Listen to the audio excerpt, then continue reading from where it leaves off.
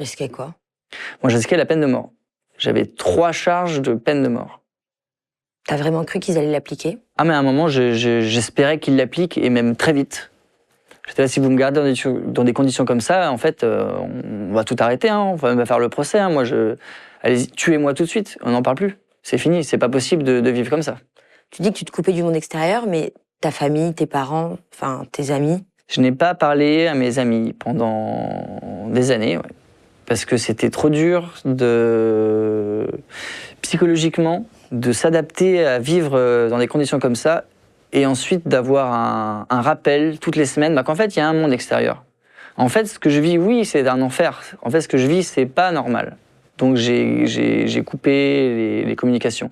Donc après, je communiquais avec ma famille, mais c'était très très dur. Il y a des fois, j'ai envie de dire, je faisais même plus pour eux que pour moi.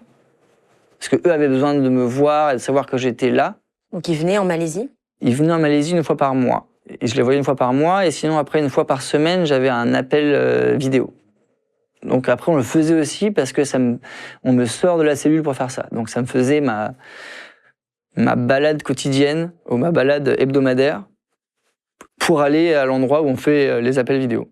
C'était comment quand tu les voyais au parloir? Très compliqué parce qu'on est derrière une vitre, donc il n'y a aucun contact physique. Il est derrière une vitre dans une cabine, donc on ne se voit pas en direct, et on ne peut même pas s'entendre en direct, ça passe par un téléphone. Comme dans les films? Oui, comme dans les films. Et ben c'est difficile de raconter une histoire aux parents quand il n'y en a qu'un qui peut entendre, en fait. C'était pas trop dur de les laisser à chaque fois?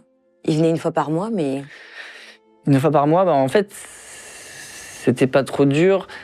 Je me sentais mieux une fois qu'ils étaient rentrés. Parce que, voilà, de les voir, moi, je me bloquais émotionnellement pour, voilà, je pouvais pas me vider, je pouvais pas leur dire. Je pense qu'après, je les protégeais aussi, je leur racontais pas vraiment comment ça se passait à l'intérieur pour pas qu'ils psychotent en étant dehors.